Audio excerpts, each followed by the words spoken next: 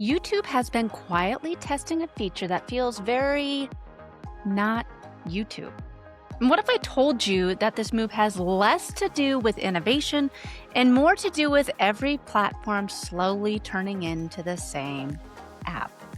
Today, we're talking about YouTube testing a new strategy with their images inside of the Shorts feed and why this matters more than it seems. And this feature might actually work really well when it's done right. Let's get into it. Welcome to Marketing Trends Now. I'm Katie Brinkley, a social media strategist who's been in the game for over 2 decades. And I'm a business owner just like you. If you want to stay ahead of the algorithm without burning out, I've got you. I know you've got a business to run, so I'm going to keep it short, smart, and worth your time. Let's dive into today's episode. YouTube has confirmed that it is currently testing image carousel posts inside the Shorts feed. Yes, still images on YouTube.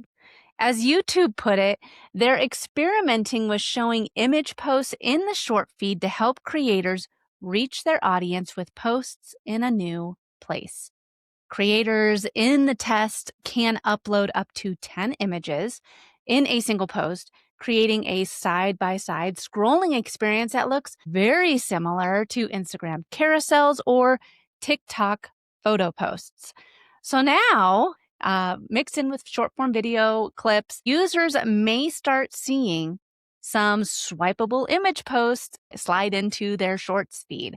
And this limited testing is happening right now with a small group of creators, but the direction is clear, folks. Let's zoom out for just a second because this is not about YouTube suddenly loving photos, right? This is about a platform watching behavior and copying what keeps people engaged. Instagram carousels have consistently been one of the highest performing content formats on the platform. More swipes, more time spent, more interaction. And YouTube has been working hard to keep people inside of the Shorts feed, not just watching one clip and then bouncing and being like, if I'm going to watch short form videos, might as well go over to Instagram or TikTok. So Instagram's carousel posts stop the scroll. Image carousels slow the scroll. They create friction in a good way, and they ask their user to do something. Swipe.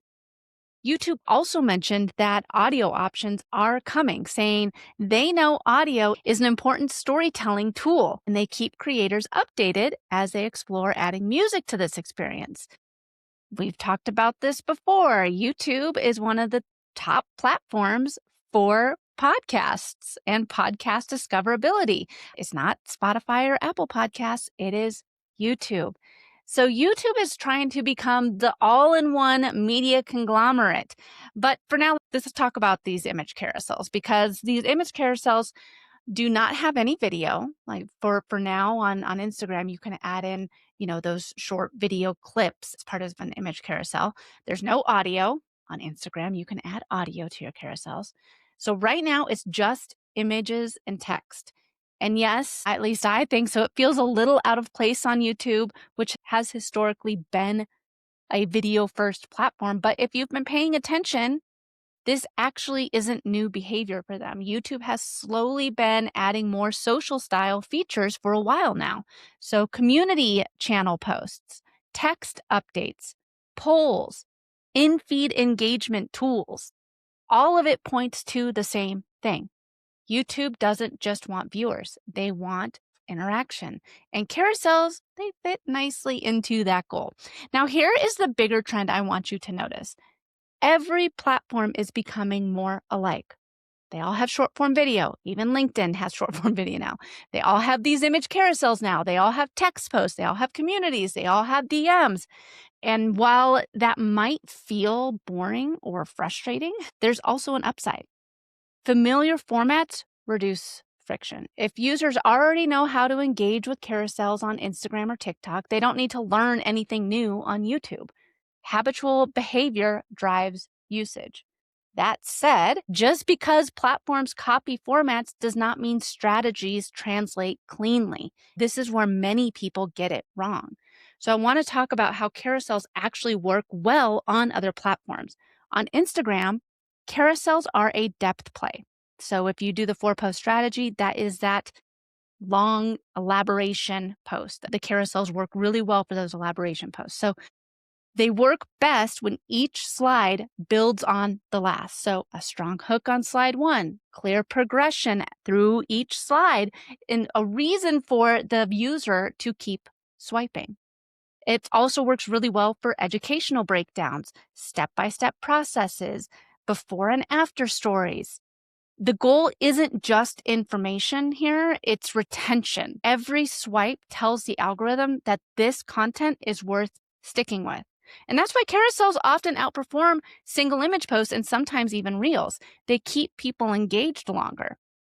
On TikTok, photo posts and carousels work a little differently. They're more casual, more storytelling driven. Often they are paired with a text overlay that feels very conversational. TikTok carousels work really well for behind the scenes moments, photo dumps, quick lessons, narratives that don't need a lot of motion to land. The key on TikTok is tone. If it feels too polished or too instructional, it tends to fall flat. And I want to talk really fast about where carousels do not work well. Facebook. Facebook does not natively support carousel-style organic posts the way that Instagram does. So when people cross-post Instagram carousels to Facebook, and yes, you shouldn't be doing this anyway, but it looks awkward. Slides get chopped, text gets cut off, the flow breaks, and more importantly, it doesn't convert. So Facebook users behave differently. They engage differently, they scroll differently, which is why a format that performs beautifully on Instagram can completely flop over on Facebook. It's the same content, different context. That matters. So let's zoom back out here. Let's talk about YouTube again and what it means for YouTube, because right now this carousel test is not something that you need to completely overhaul your strategy for. It's just an indicator. YouTube is signaling right now that they want more ways for creators to show up in shorts without always being on camera or producing video. That's super helpful, but it doesn't mean that image carousels will replace video on YouTube. It's just going to help supplement it, just like carousels and photos and graphics supplement on every other platform.